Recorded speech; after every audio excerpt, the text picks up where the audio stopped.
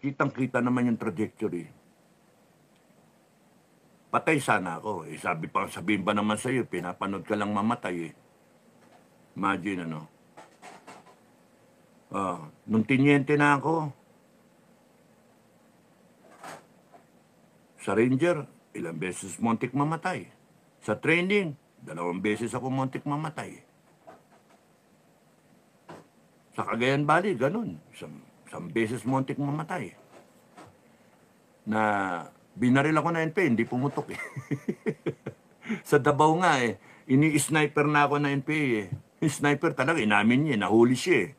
Nila Major Puruganan. Tinitignan ako eh, nawawala daw ako. Siguro, hindi niya nakikita, may anghel ano, may anghel, nakaganyan siya. Sa scope niya, no, nakaganyan. O iron sight yata eh, no, nakaganyan siya. So, ginagawa ng anghel, siguro ginaganyan.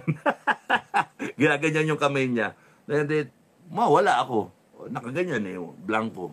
Puti lang. Titignan niya, nandun naman ako. Tapos sasay siya ulit. Makita na naman yung, gaganyan na naman yung anghel. Kamot siya na uli. Putang ina to, may anting-anting yata itong gagon to ah. Nung nahuli siya, naikwento niya sa Intel ng Task Group Panther. Tapos sabi sa, pinagsabihan ako ni Major Puruganan, Captain Puruganan at that time. Lieutenant pa. Lieutenant Puruganan at that time. Pababa pa lang yung promotion niya. Sabi, bata, pakaangka-angka. Violating SOP ka. Bakit, sir? Pabasa-basa ka ng mapa sa gitna ng tulay. Ay, paano mo alam, sir? Nandun ka ba, sir? Hindi, may nahuli kami NP, nandoon. Ini-snipe ka raw, hindi ka ma-snipe. Nawawala ka raw, anting-anting ka raw eh. Anak ng toko, ayan, no? Saka Cagayan Valley, rush up na eh. Rush up! Ayan yung NPA eh. Binanatan ko eh. Yung baril ko eh, nakaano eh. May hindi nag-extract yung bala eh. Nadumihan kasi eh. Yun yung problema ng M16 eh. Pagka napasukan ng ano, ng alikabok. Kaya nga may dust cover, no? Eh, gumapang ako sa ano, sa may laging road na Bagong Bungkal. Nung sumigaw ko ng rush up eh, pagtingin ko sa NP, binaril kong ganyan eh. Hindi pumutok. Pagtingin kong ganyan eh. Anak ng toko ah. Hindi nag-extract, nakasabit yung bala. Tapos nakita ko, babaril ako NPA. Sigaw ako, time first. Tapos nagkapot ng ulo. Tataka siya, tinignan rin yung baril niya. Di bumaril eh. Kaya nga, yun yung 4 kami dun eh. At, isang NPA, 3 sundalo. At 3 friendly forces. Ako, si Sergeant Abat, at saka yung ITA na CHDF. Carbine ang dala nun. Si Sergeant Abat, M14. Ako, M16 na baby. May nakakabit na 2 o 3. Barata mo, barata mo! Sir, tapis yung baril ko. Upakan mo, upakan mo! Ay, ayaw man putok baril ko. Imagine yung gano'n, what are the odds? 4 na baril hindi pumutok. So, there's something divine. Okay. So, punta tayo kay Jesus. So, the mission of Jesus Christ was to save humanity according to Christian doctrine. To save humanity from original sin. Yun yan, di ko rin maintindihan eh. Kasi, ba't kung naging kasalanan, yung kasalanan nung mga ninuno, Adam and Eve. Eh sila'y kumain nung mansanas eh. Wala naman ako, dadamay niyo ko dyan. Imagine yung ano. Kaya ito, pagka sinuwerte na pumanik ng langit, question, bakit ganun yung ano ba? Yung ganun ba talaga yung ano, yung kasalanan nung lolo mo, kasalanan mo rin? Paano nangyari yun? Yan, isa yan sa mga question ko eh. Na kasalanan ni Adam and Eve for eating the apple from the tree of knowledge na tinukso sila ng demonyo. Nung pala may demonyo. Ngayon ang daming demonyo sa Pilipinas. So, ang ano doon, bakit ganun? No? So, anyway, so Jesus came, his objective was to save humankind, not just the Christians, everyone, humankind. So that He will still be alive in our thoughts and hearts, thousands of years, 2,000 years na thereafter, up to now. And there are many Christians already, billions, no? So, you can just imagine that, 2 billion ba plus ang Christians. And yung Roman Empire nandi ma-conquer, and they are conquering a lot of nations. Imagine Christianity conquered the Roman Empire, no? Italy, Rome, ang ano nga, yung Vatican, di ba? Seat of Christianity. Samantalang dati yung Roman Empire ang bastion of whatever cruelty, no? So Christ lived a poor life, a simple life, walang pera-pera. Tumawala siya ng apostles kahit alam niya may traitor kasi kasama yun sa plano, divine plan, tapos nun he performed miracles. He showed walking on water, he showed curing the leper, bringing the dead back to life. Yung yung long distance healing. Kaya yun yung doon ako nag-rely eh. Buti nga nabasa yun sa Bible, buti nadinig ko yun. Imagine yung sundalo ba yun, yung legionnaire ba yun o politician na pinuntahan siya ng ng legionnaire, tapos nun yung anak niya may sakit, mahinang-mahina, inimbitahan si Kristo sa bahay niya. Imagine that. Doon yata na uso yung yung sinasabi sa communion, di ba? Yung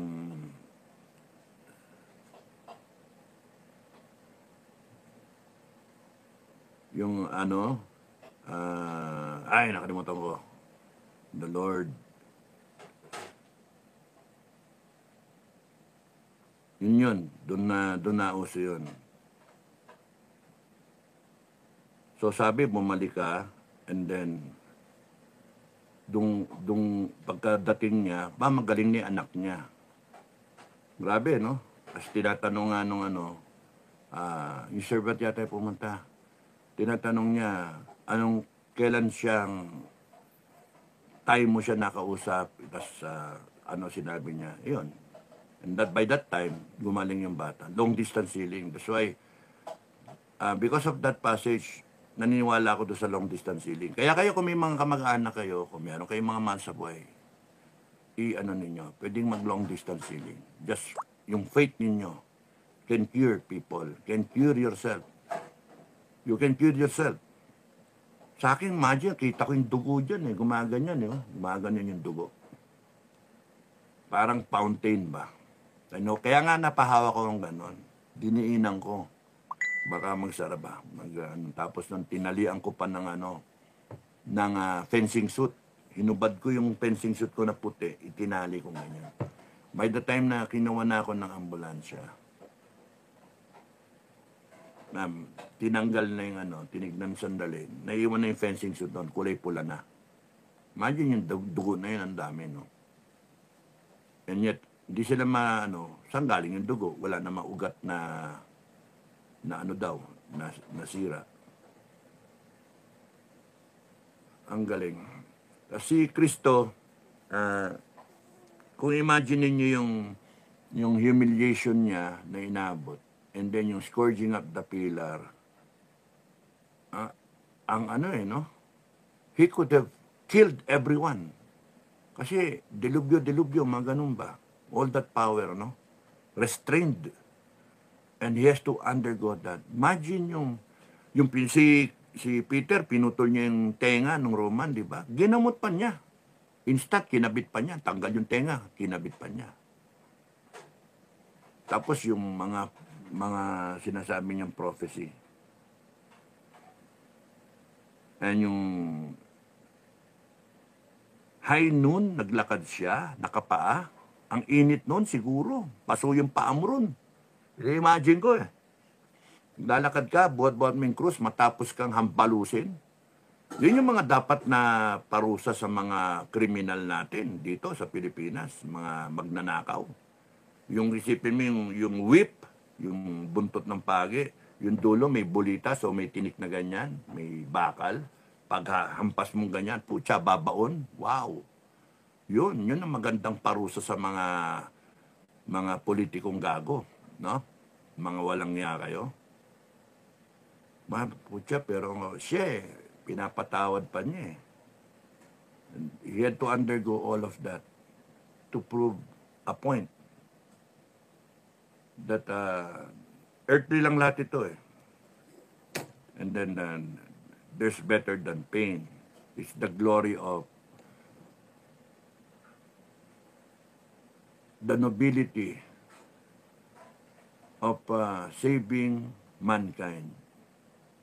One suffering, one person suffering, all of that. Yung bigat ng parusa. Ewan ko, why kasalanan natin lahat yun? Is it the past na kasalanan ni Adam and Eve or yung future natin na kasalanan? Question. Pero kahit ano man yon, kung yung past o yung present o yung future nating mga kasalanan, ang nakakabilib doon yung he underwent all that pain, all that suffering, all that humiliation, crowning of thorns, no? Ginano siya. Ang sakit kaya lahat nun, imagine niyo. Yung mukha niya na, yung Shroud of Turin, di ba? Yung mukha niya naka-imprint sa whether fake yun o totoo. Naka-imprint yung panay dugo na. Imagine ang ginamit na dugo niya, na-imprint yung mukha niya doon sa ang bigat eh.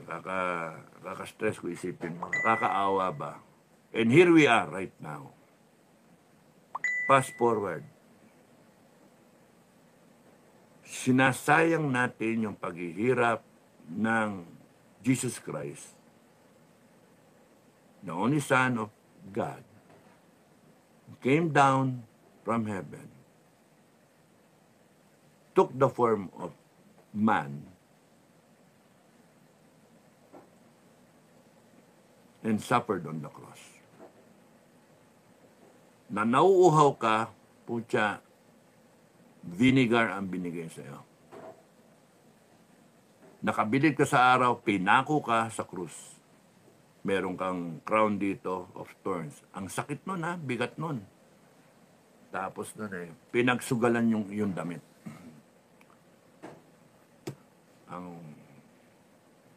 Ang walang niya ng Roman Empire. Walang niya yung mga sundalo ng Roman Empire. Ngayon, walang niya ba yung mga sundalo natin? Walang niya ba yung mga polis natin of the Philippine government? Pine-persecute ng gobyerno yung mga nagsasalita. Pinersecute si Duterte. Hinand over sa foreign court na nakalagay at nakasaad sa konstitusyon natin na bawal. You have to be tried being a Filipino by a Philippine court. And yet, what did this administration do? Isinipa siya. Pinadala siya doon. And those of you na accomplices dito, you will suffer the wrath of the Filipino people. A David will rise up. The people will rise up all together. And you will find yourself falling down. Like Jericho, like the Philistines, like Goliath, you will all go down. Hindi nyo pwedeng kalabanin ang langit. Nakakampi ng taong bayan. Kaya nga, Bongbong Marcos, alam mo naman alam mo na bago ka tumakbo ng eleksyon, bago mo hingin yung pagkapanalo mo sa taong bayan, bago ka bigyan ng basbas ng taong bayan, wala ka naman sino ka ba?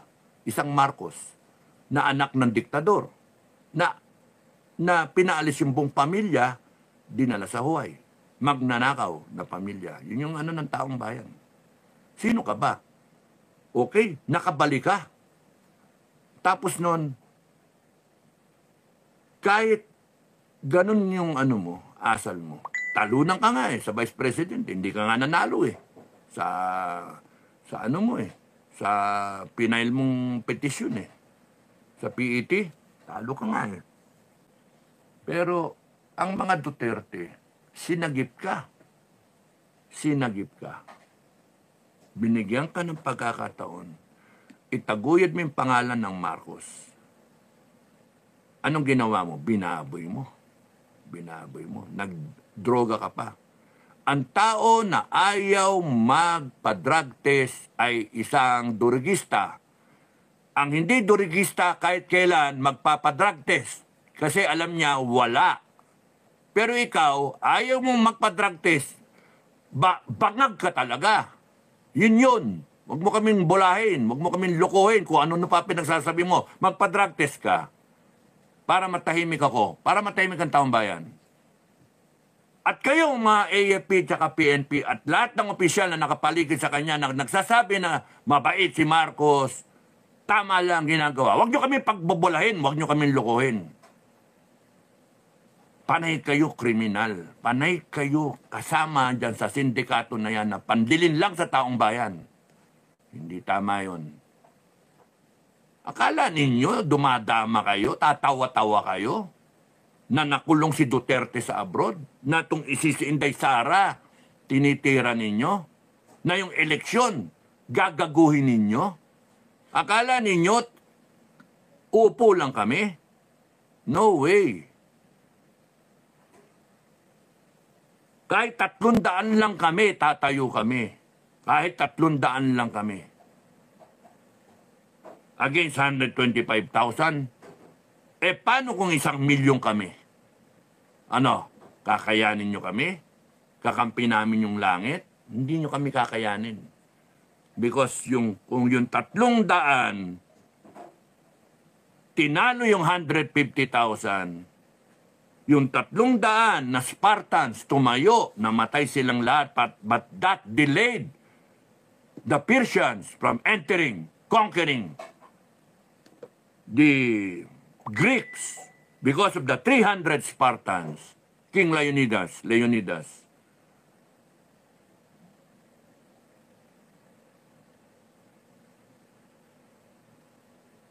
Ang daming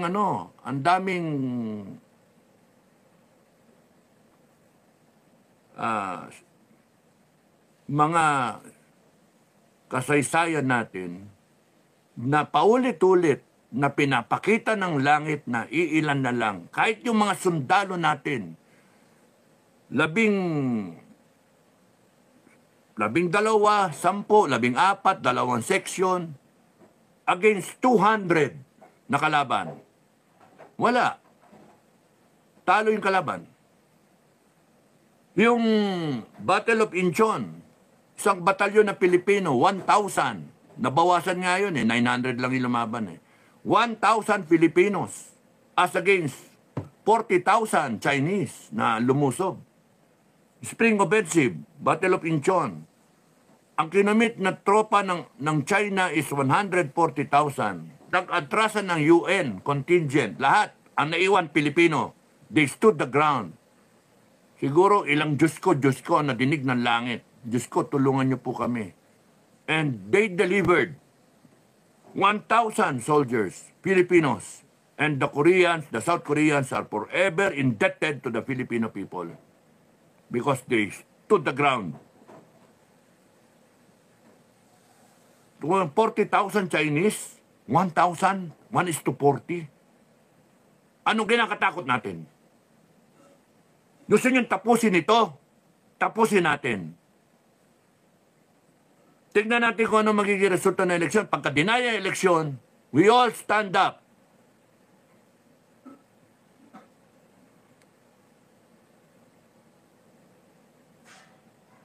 Jesus Christ took on the Roman Empire. He was crucified. Yes, he was crucified. But the ideology that he left converted the Roman Empire. And now it is the seat, yung Vatican is the seat of the Christian segregation. Oh, Christian faith. Imagine that. So it's all up to your faith. You will be tested wherever you are. Bongbong Marcos, your leadership is being tested. You're a weak leader. Your character is being tested. Mayabang ka na ngayon. I assure you, you will not finish your term because that is the wrath of the people. Matatanggal ka. Tatanggalin ka ng taong bayan kasi yung the voice of the people is the voice of God. Nilagay ka dyan, sinira mo tiwala ng lahat sa iyo. Tiwala ng langit. Binastos mo. Hindi mo pinahalagahan. Ikaw tamba. Isa ka pa. House of Representatives. Ha? Speaker of the House. Anong klase kang leader? Inaambisyon mo yung pwesto. Tumakbo ka ng nasyonal. Tignan natin kung pwede. Hindi yung tatakbo ka ng Congress, dadaanin mong palakasan, maging Speaker of the House ka, and then ngayon kinokontrol mo lahat. Kinurap mo na lahat, pati military tsaka PNP. Kinurap mo. Mga hayop kayo. Matatapos din kayo, akala ninyo? Matatapos kayo. Because a David will rise up and take you on. Kayong lahat. Marbil, Torre, Tamba, Browner, kayong lahat. Kala ninyo, hawak ninyo lahat. No, the Filipino people will rise up. There is a David in each and every one, in every Filipino. And we will rise up. Naggano lang kami, nagbakasyon lang, in-enjoy namin ang buhay namin. Kala nyong tinatangan nyo kami, ginagago nyo kami. We will all rise up with slingshots against your guns, against your tanks and helicopters. We will rise up. Ano kala nyo sa amin natatakot sa inyo? Nilagay lang namin kayo sa pwesto. Mga animal kayo. Nanakawan nyo kami. Mga gago kayo. Kayo pang gagamit ngayon ng batas laban sa amin. Mga hinayupa kayo.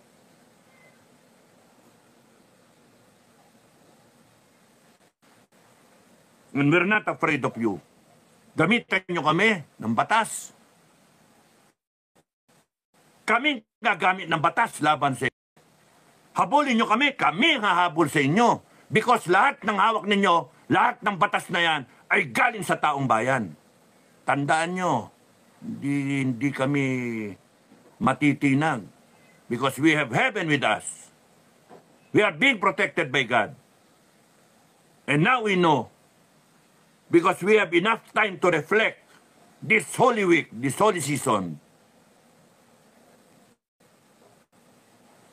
And if Jesus Christ can sacrifice himself for the glory of God to save mankind, a few Filipinos can sacrifice themselves for the glory of God, for the good of this country, and the welfare of the future Filipinos. Nag-iisa sila. Dito hindi. Tayo, mga kababayan, marami tayo. Kung nag-iisa, may nangyayari. Isang David, isang Moses, isang Kristo. Change history. Imagine Roman Empire cannot be beaten, was beaten by a religion because of one man who was nailed to the cross, who endured all that suffering, and after 3 days, happy Easter, he rose again from the dead. You cannot kill the man. Yun yung message. You cannot kill the ideology that he left behind. Love. forgiveness, and faith in God. Imagine, tapos na yung Roman Empire. Kinalimutan na. O, hinuhukay na lang yung kanyang mga artifacts. Pero buhay pa si Kristo hanggang ngayon. Bilyon ang naniniwala.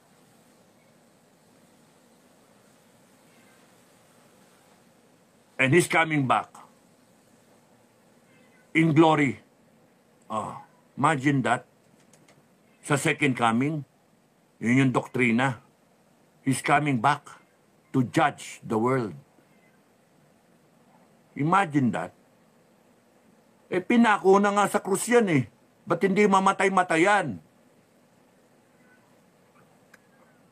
Kaya mga kababayan, learn from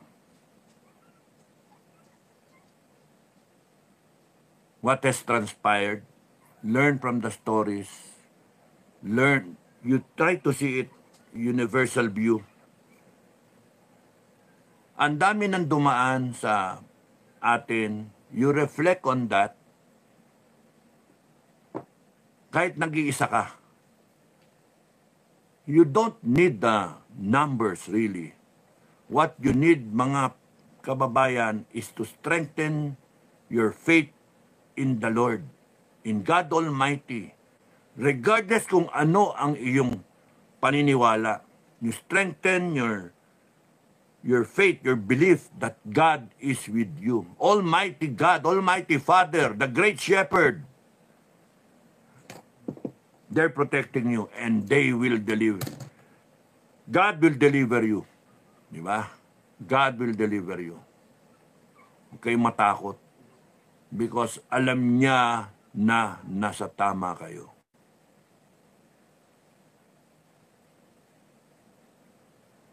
Imagine Moses, pinaako sa ilog, River Nile, tapos nakita, naging close pa sa Pharaoh. Anak ng tokwa yan. Tumaas pa, naging ministro pa. Oh, naging karibal pa sa trono. Galit sa kanya yung Ramses, yung kapatid niya, hinakapatid. Imagine yung kwento na yan, ano?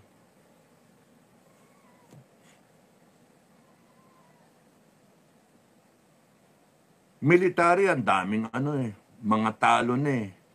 Talo na pero nananalo pa eh. Ay, nako. Kaya nga isipin nyo.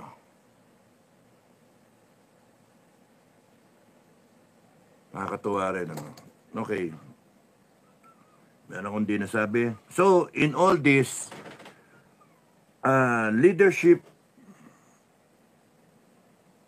your leadership in any organization, whoever is the leader will be tested. And a true leader should have direction. For this yun eh, nung panahon ni Kristo. Direction. Tapos nun, pangalawa, discipline. Discipline. Meron kang direksyon, alam mo yung pupuntiryahin mo, alam mo yung objective mo, meron kang direction, alam mo yung vision mo. Pero meron ka dapat disiplina na kahit makakaliwa, kakanan, diretso ka, focus ka, nakafocus ka. Direction, discipline. Along the way, you will have to decide. Decisiveness, quick thinking, quick decisions, na hindi pwede yung gaganong-ganong ka, and then, sige, wag na. Hindi ko alam eh, bukas na lang. You have to decide as a leader, not really consult people. Kung gusto nyo, you consult people, but there are times you cannot consult people kasi wala sila eh, malayo sila. Then you have to decide as a leader. Decisiveness. That's very important. And number 4, determination. You are determined na in spite of all the troubles, in spite of all the hindrances, all the problems, all the trials, you are determined to accomplish your mission, your objective. so that you will be able to go closer dun sa direction mo. Direction, decisiveness, discipline, tsaka determination. Ngayon, dinagdagan ko yon, divine intervention. So, 5 D na, divine intervention. Once na inilift up mo yung sarili mo as a leader, puta na, baka mamamatay yung tropa ko, baka may mangyari dito, you lift it to the Lord Almighty, and you will have that divine intervention. Miracles do happen, and it will happen at the right time, in the right moment, in the right setting. So, di ka dapat matakot as a leader. 5 Ds. Nung panahon ni Kristo, ano lang yan? 4 Ds pa lang kasi siya yung divine. Siya yung, di ba? Ngayon sinasabi, Father, why hast thou forsaken me? Di ba? 7 last words. Why hast thou forsaken me? Father, forgive them, for that they know not what they do. Patawarin mo sila. Hindi nila alam ginagawa nila. Ang problema alam nila ngayon sa gobyerno natin yung ginagawa nila. Nagpapakabangag sila. Nagnanakaw sila. At inaabuso nila yung power at yung konstitusyon na siyang sinumpaan nila. So, paano yun? Forgive them for they know not what they do. Hindi, grabing kasalanan nila. They know what they are doing. They are intentionally doing it. And tayong mga kababayan, ang kawawa. Tayo naglagay sa kanila.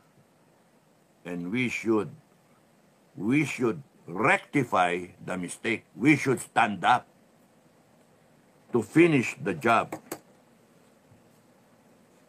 So, let the David in each one of us rise up. Let the David in each one of us with a slingshot battle this Goliath. And let's do the job for our people. Have faith sa langit. Have faith in God. Because walang mangyayari sa atin.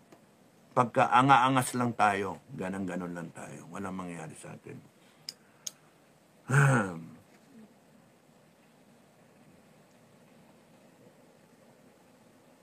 AFP, PNP,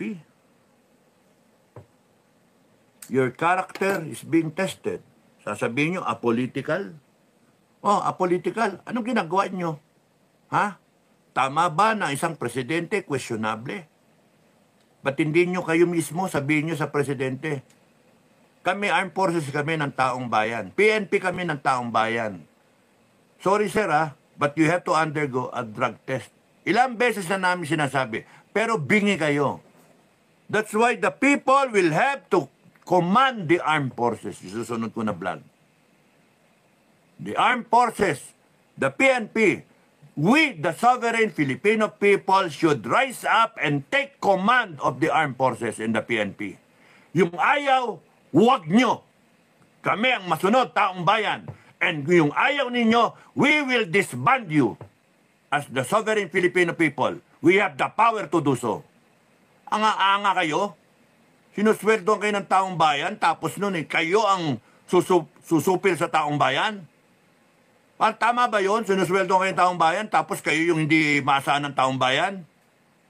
Babanatan nyo kami ng apolitical kayo? Babanatan nyo kami ng constitution? Protect the constitution? Babanatan nyo kami follow the chain of command? The chain of command starts with the people. Because the president was just selected by the people. Was appointed by the people. Anong gagawin nyo? Sundin yung presidente, yung taong bayan, hindi nyo susundin? Aangasan nyo kami? Hell with you. We can disband you anytime. And we can create a better one. Kayong mga general. Gaya kayo nung mga na-general noon, nung araw. Hindi kayo wala sa inyong tumayo. Ano nangyari sa inyo? You lack the courage. You lack the belief. You lack the moral fortitude. You do not understand kung ano yung pinaglalaban ninyo. Sumpa-sumpa pa. Ano yung dapat ipaglaban nyo? Taong bayan. Nininakawan ng taong bayan. Binabayolate ni konstitusyon. Pinadala si Duterte doon. Binayolate yung rights niya. Not even as a president. As a human being. As a Filipino. Binabayolate yung right ni Duterte. Tarantado kayo. Hinayaan nyo. Doon pagaling sa kampo, sa Villamor. PI kayo. Holy Week na Holy Week, pero PI kayo. Hayop kayong lahat. And we are so mad. Isa na lang ang hinihintay namin. Itong eleksyon. That is the final straw. Dayain nyo yan. Subukan nyo, dayain nyo yan. And we will rise up against you. David against Goliath. We will all rise up against you. Ala ninyo. And we are not afraid. Baliktarin nyo yung konstitusyon, gamitin nyo yung batas labi sa amin. We will rise up against you. Hindi kami natatakot sa inyo. Kasi kayo dapat ang matakot sa amin. Kayo. Kayo matakot sa amin. Because you are there, your existence is there because of the Filipino people. Government is there because of the Filipino people. Hindi pwede yung ginagawa ninyo. Panay kayong mga hinayupak na kayong mabuhaya kayo. Sip-sip buto. Mga walang niya kayo. Mga adik. Hindi pwede yan. And we will put our faith in God. We will rise up. Gaguhin nyo kami. Takutin nyo kami. Hindi kami natatakot sa inyo. Bakit kami matatakot sa inyo? Sino ba kayo? Ha? Sino kayo? Yun yung ano ko. Puso, ang puso. FGF. FGF, SFGF. Commander Bukay, huwag ka nang magsalita laban sa SFGF. Ako ang lumalabas na advisor ng SFGF. Sovereign Filipino Guardians of Freedom. Huwag ka nang nagsasabi na magsabi sa iyo yung mga tao dito at parang kontrolado mo sila. No. Your leadership and character is being tested. Your leadership and character is being tested. As in this government, si Tamba, Chief of Staff, si PNP, lahat kayong mga leader, you're being tested. And if you fail the test of leadership and the test of character, you will go down. Mawala yung tao nyo. Kaya tama na yung mga salita-salita. Tama na siraan. You lead FGF. Ikaw na Supremo. And I will lead SFGF. Anong problema? Sira-siraan? What for? You focus. Direction. Decisiveness. Discipline. Determination. And hope for divine intervention. Doon ka. Your leadership is being tested now. The men under and women under FGF, they're looking up to you as the new Supremo. So you act as a Supremo. Wag ka mag-attention dito sa kabila. Problema ko yung kabila. Tama na nga yung ngak-ngak. Tama na. Mag-vlog kayo. Vlog kayo tungkol sa problema ng bansa. Hindi yung pag-aawayin yung dalawang grupo. Ano, tayo mag-aaway. Hindi tama. You remember, your leadership and character is being tested. Ganun na yung ginusto ko. Kaya nga ako nagpahinga. Ang problema maraming babaklas eh. Sayang. Ano, aawayin natin? Ano, putargis kayo, putang ina ninyo kayo, mga tang ina ninyo. Mag-resign kayo.